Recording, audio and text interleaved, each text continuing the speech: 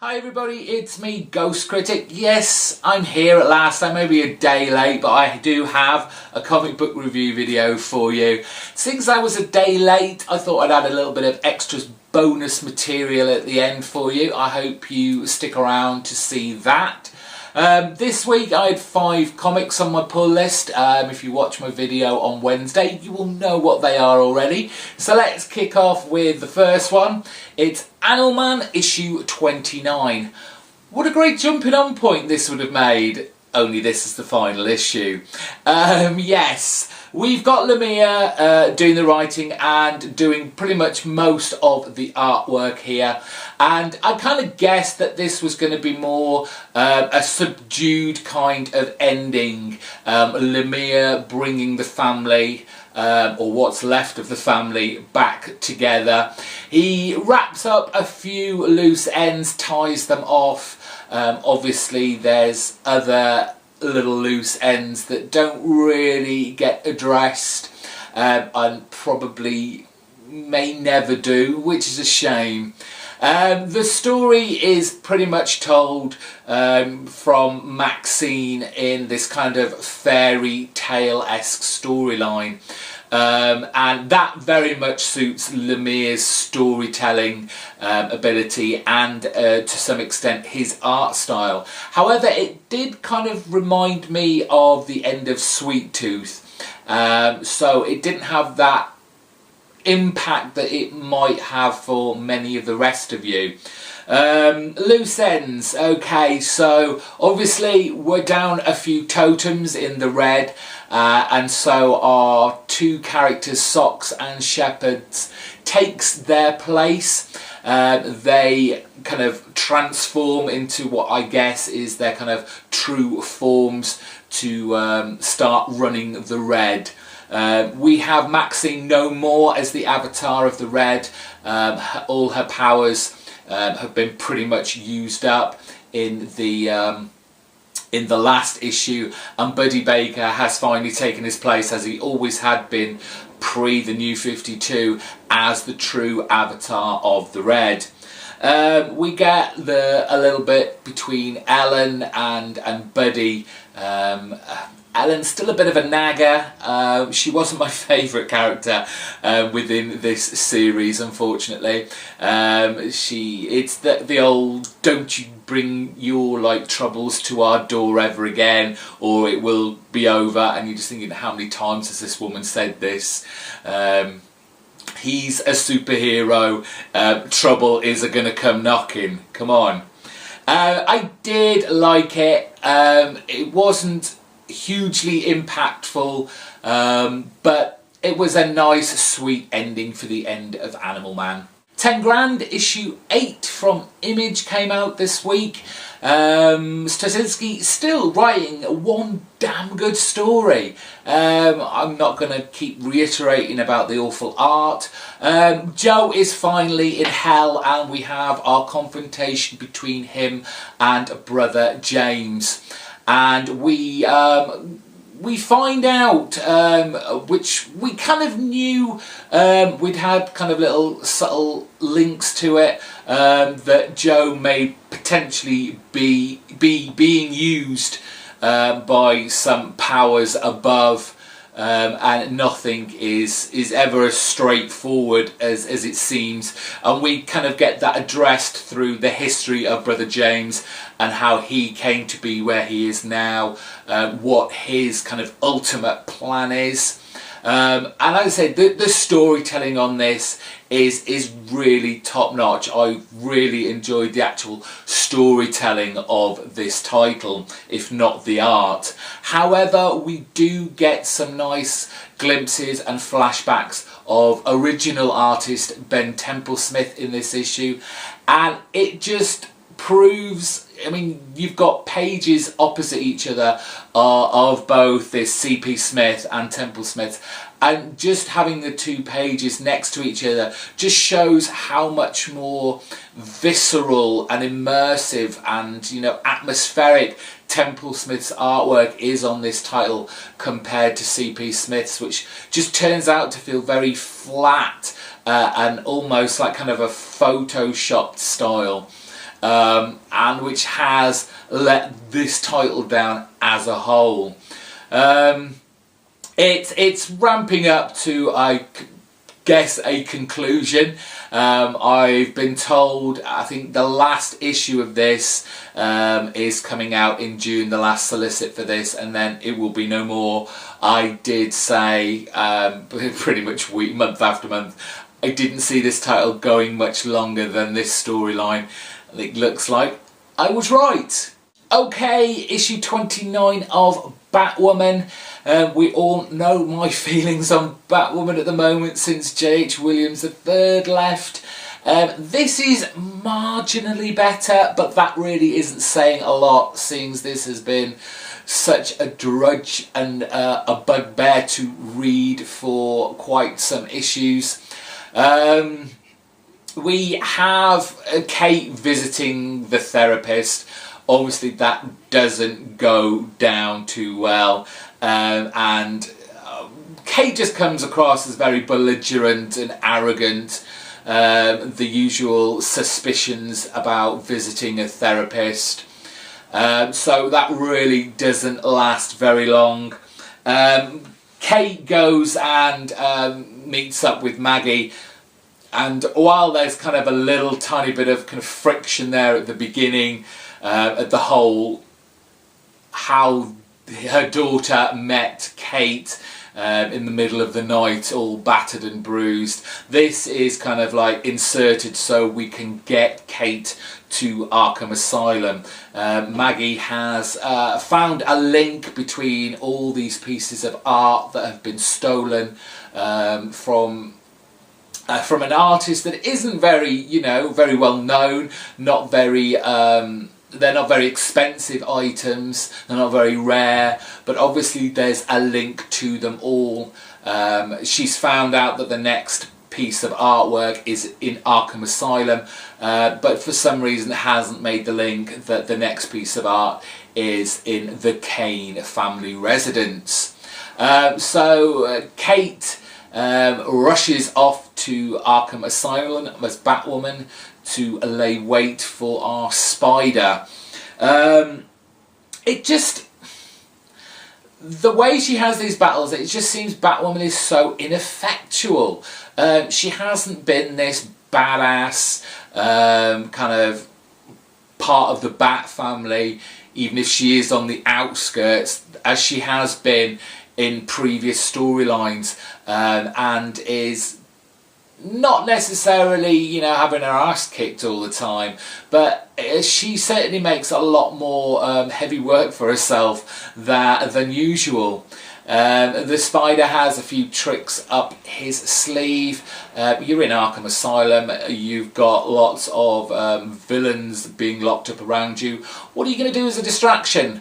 You're gonna let them out, and that's how the ending kind of happens, with Batwoman surrounded by the lunatics.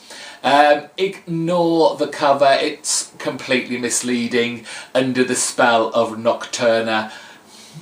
Where was she? Penultimate issue of this week was The Unwritten Apocalypse, issue 3 from Vertigo. And Tom Taylor and his gang are still trying to avoid all these characters that have been kind of extracted from war stories, trying to figure out a solution to it all, how to get out of this predicament, and we find what we kind of thought all along, that Pullman is behind all this. We see some kind of magic black arts going on to conjure up Pullman, because his ranks are kind of wondering, well, what are we meant to be doing? We're doing a lot of sitting around doing nothing at the moment. What does, you know, our leader actually want us to do? So they kind of mystically call upon him. Let's say Tom is found out while overhearing this conversation.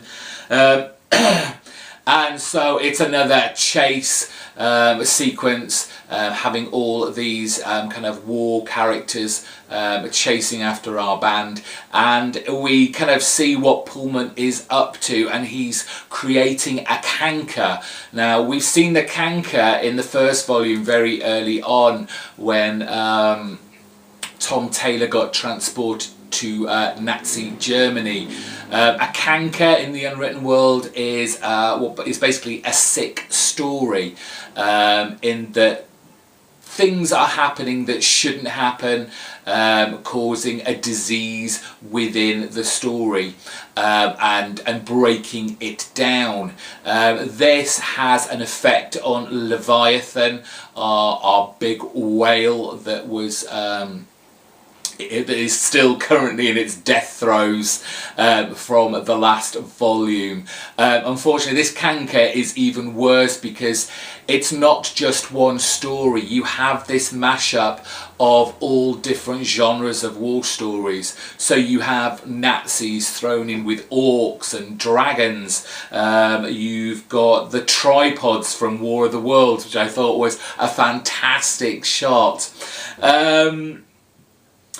On the other side, there's a little kind of snippets of Daniel, who is still lost in these woods, still trying to escape from this veiled woman who has asked him to kill her.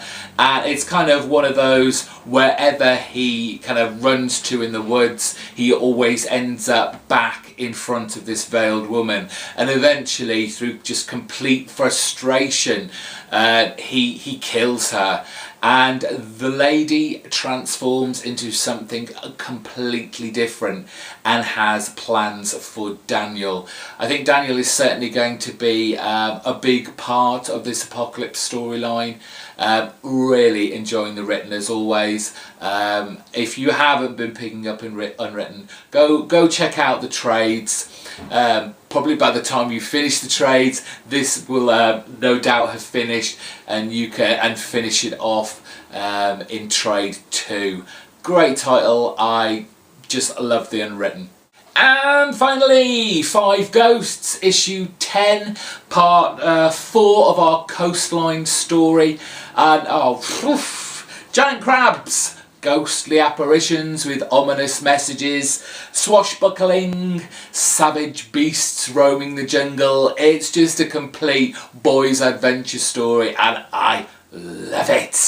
Barberi, he just continues to write this wonderful pulp high adventure storyline, planting little seeds, getting a little backstory for characters that we've just literally been introduced to, and it just makes a joy to read.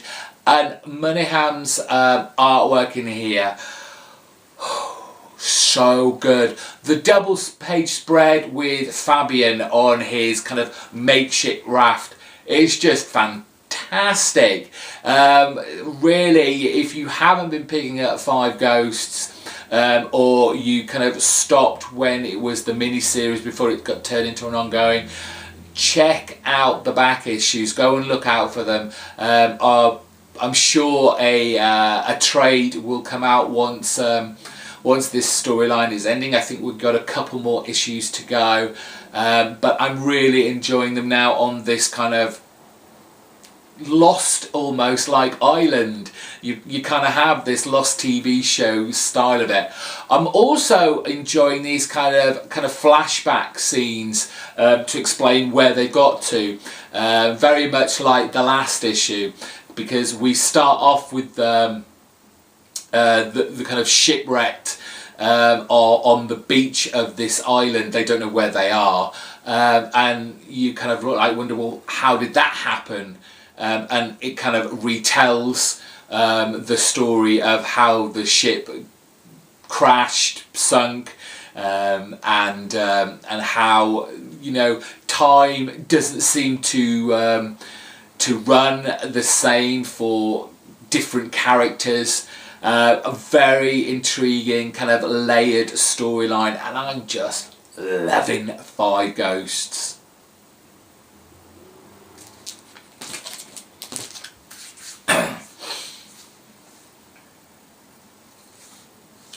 Okay, so I promised you some bonus material. The last couple of days, gone out for a few day trips.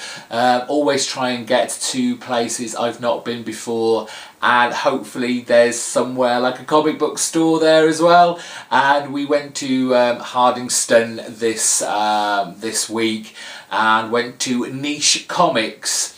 And I was going to be thinking, oh, there's nothing really here. And then upstairs, the little room at the back, there was lots of long boxes.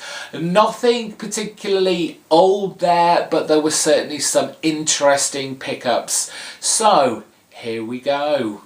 Okay, so let's kick off with my small comic book haul. There's nothing too big here, but I was quite excited to find these.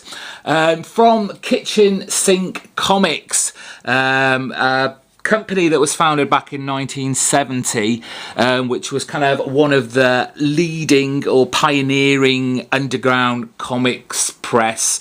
That did a lot of republications of kind of classic comic strips, and The Spirit was one of them. This series kind of completely reprinted all of the post-World War II Eisner work, but they did it in colour.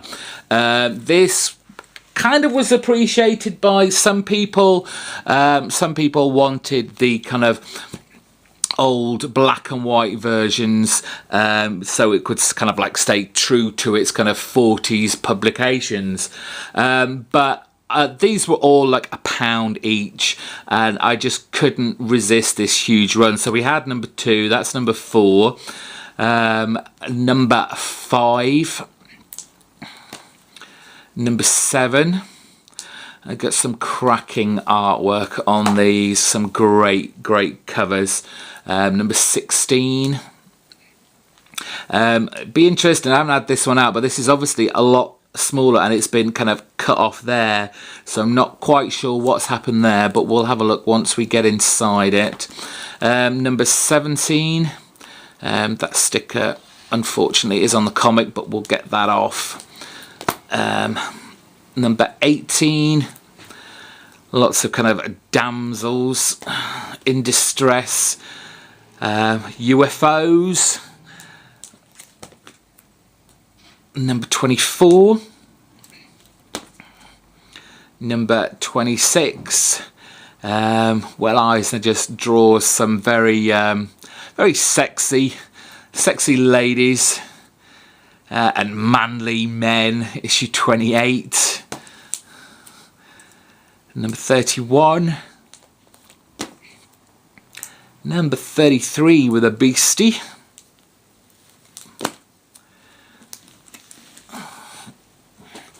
Number 34 with 3 never reprinted stories. Number 35. Number 36. Number 37. 38. 39. I just couldn't believe when they had so many in here. 42. Apparently they were making room for more stock, so they were getting rid of a lot of stuff. Issue 43. Issue 44. 45. 46. 48. 49. And the last one I found, I think, yes, was 51. So I'm looking forward to looking through all those, getting my teeth into that pile. And then just a few of extra things to kind of fill in gaps for me. Issue 11 of Dynamite's Project Superpowers, variant cover there. Saw Powers Bureau in there. I kind of pick up powers as and when I find them cheap. I do like Oeming's artwork on this, and Bendis seems to know how to write an interesting kind of cop story with a twist, given that they are investigating superheroes and supervillains. Issue 2, unfortunately they didn't have, oh yes, they had issue 3. They didn't have issue 4, that was it. I've got issue 5. The Mice Templar, volume 4, number 4, cover A, I think it is. Been building up these as and when I find them. And finally, I know a lot of people talked about this when it first came out from Dark Horse, Edgar Allan Poe's The Conqueror Worm. Unfortunately, I didn't know about this at the time, and my comic book shop hadn't got any in, so I missed out on that. So it was good to just be able to pick that up for £1, and it's in very good condition. There's nothing really wrong with it, especially given it hasn't got a bag or board attached to it. So there we go. Thank you very much for watching. Until next week, that's me, Ghost Critic, saying goodbye.